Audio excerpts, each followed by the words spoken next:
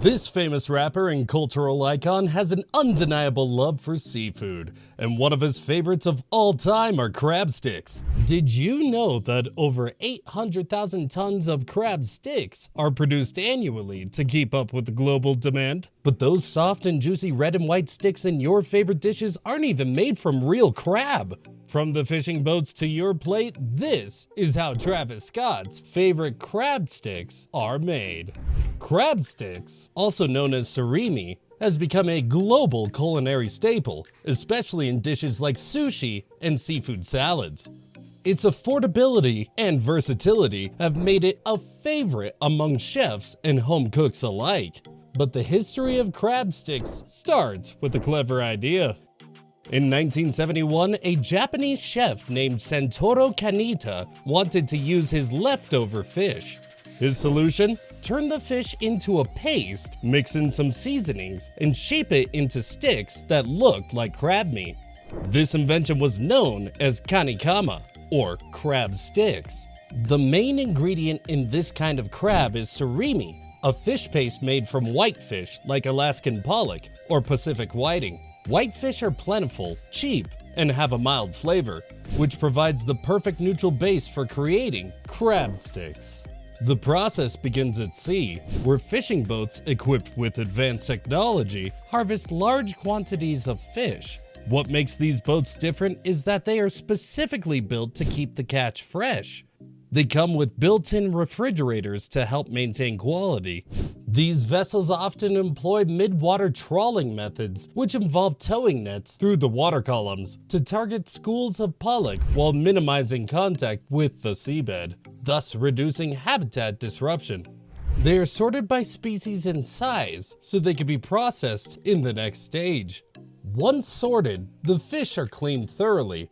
This involves removing the heads, scales, fins, bones, and internal organs to leave only the pure meat. The clean fish are then minced into a fine paste using mechanical deboning machines. These machines use a combination of pressure and filtration to separate the soft flesh from any remaining hard materials, such as tiny bones or cartilage. The surimi is then refined through a process called refining, where it passes through a series of sieves to achieve a uniform smooth texture essential for the final product's consistency. The minced fish is then subjected to a crucial step called leaching. During this process, the fish paste is repeatedly washed with fresh water in large tanks. This washing removes fats, blood, and other water-soluble impurities, resulting in a clean, odorless base. The leached paste is partially dewatered to achieve the ideal consistency for further processing. Any residual water is removed using screw presses, leaving a high-quality paste ready for the next stage. To preserve surimi for later use, factories mix in cryoprotectants such as sugar and sorbitol. These compounds prevent the proteins in the fish from breaking down during freezing, ensuring the surimi retains its gel-like properties when thawed. To enhance the elasticity of surimi, a small amount of transglutaminase, commonly known as meat glue, may be added. This enzyme helps bind proteins together, improving the texture of the final product. The surimi is then shaped into blocks, frozen, and stored until it's ready for production. But surimi alone doesn't make imitation crab. A mix of ingredients is added to the paste to create the final product. Starch firms up the mixture, egg whites improve the texture, and vegetable oil makes the paste smoother and easier to handle. Flavor is another key component. Factories use a mix of natural and artificial flavorings to mimic the taste of real crab.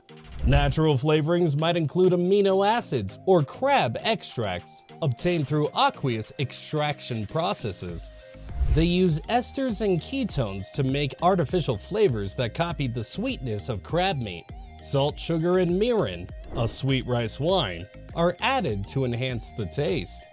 To get the red and white color, they add colorants. These can include natural pigments like paprika and annatto extract, or synthetic dyes. The colorants are blended directly into the surimi paste. The coating is added during production to make the product look like freshly cooked crab meat. Each ingredient is important for creating the texture, flavor, and appearance that make imitation crab meat so realistic. Once the raw materials are ready, the process of making imitation crab starts. The frozen blocks of surimi, kept at low temperatures to preserve quality, are thawed to the right temperature. This careful thawing keeps the surimi's texture and gel-like properties intact. Once softened, the blocks are sliced into coarse flakes using specialized cutting machines. These flakes are the starting point for the crab stick's signature texture. The flakes go into large mixtures, where they're combined with a precise mix of ingredients. Starch stabilizes the mixture, egg whites add firmness and shine, and vegetable oil makes the paste smoother. Salt, sugar, and natural flavorings mimic the taste of real crab, while colorants give the product its red and white look. Advanced mixers ensure everything blends evenly into a smooth, elastic paste. Once ready, the paste is spread into thin sheets using high-speed machines. These machines are incredibly thin yet strong, and are then cooked lightly at controlled temperatures to set their texture. The light cooking ensures the sheets are sturdy enough for the next step without losing their flexibility. Next, the sheets pass through the slitting machines. These machines use sharp rollers to cut the sheets into narrow strands, each strand measured with precision to ensure uniformity. The strands are then bundled together in small groups and wrapped in a red outer layer.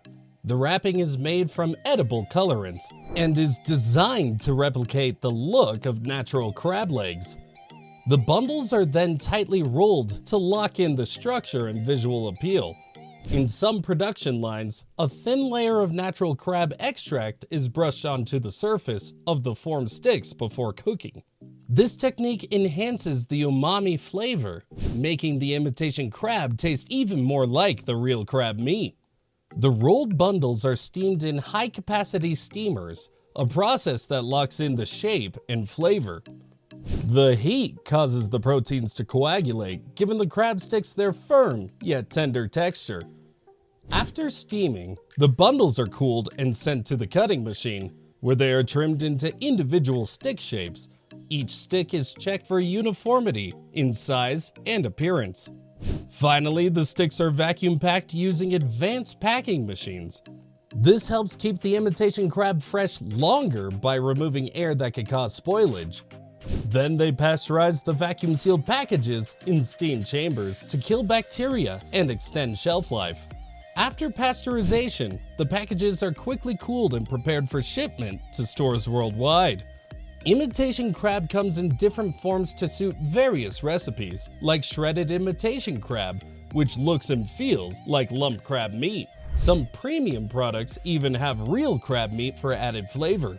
These versions contain a small percentage of authentic crab meat mixed into the surimi paste, providing a richer and more natural flavor. Premium options cost a bit more, but people choose them for their authentic flavor.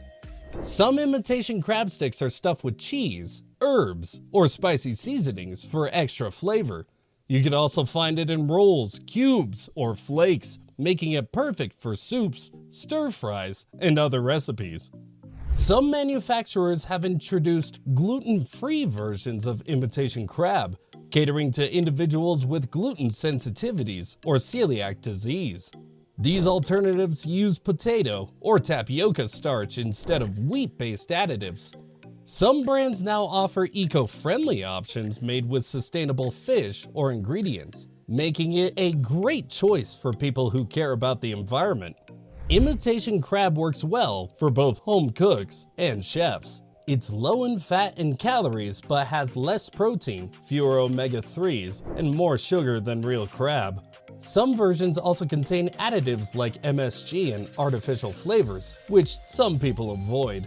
It's worth noting that some brands fortify their imitation crab with additional nutrients, such as omega-3 fatty acids and vitamin B12, to enhance its health benefits and more closely match the nutritional profile of real crab meat, making it a great option for those watching their salt. It's also affordable and easy to find, bringing seafood dishes to more people. Imitation crab production has an environmental footprint. Fishermen catch Alaskan pollock in large amounts. While it's considered sustainable, it's possible that overfishing could damage marine ecosystems. Factories also use a lot of water to wash and process the fish.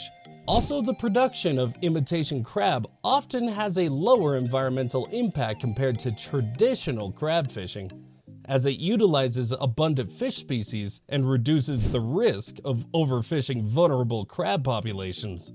To reduce waste, many now use filtration systems and recycle water. Some are also exploring other fish species to rely less on Alaskan pollock. Imitation crab is convenient but perishable. Once you open or thaw imitation crab, make sure to eat it within 3 to 5 days. Keep it in the fridge and don't forget to check the expiration date. When storing imitation crab, it's advisable to keep it in the coldest part of your refrigerator. If you plan to freeze it, ensure it's tightly wrapped to prevent freezer burn, which can affect its texture and flavor. For longer storage, freeze unopened packages and thaw them in the fridge to keep the flavor and texture just right. Imitation crab is popular because it's affordable, easy to use, and tastes great. It's perfect for sushi rolls, seafood salads, or dips. Its soft texture and mild flavor make it a great addition to soups, pasta, and more. The future of imitation crab focuses on improving nutrition with healthier ingredients and using other fish species to reduce reliance on Alaskan pollock and support sustainability. Factories are also upgrading to cleaner technologies to use less water and cut down on waste, helping to address environmental concerns. Some companies are even exploring plant-based alternatives, using seaweed and other sustainable ingredients to create vegetarian versions of imitation crab. That's all for how Travis Scott's favorite seafood is actually made. Does knowing how it's made change your opinion? Let us know in the comments below. If you enjoyed the video, hit that like button and subscribe to Simply Processed for more.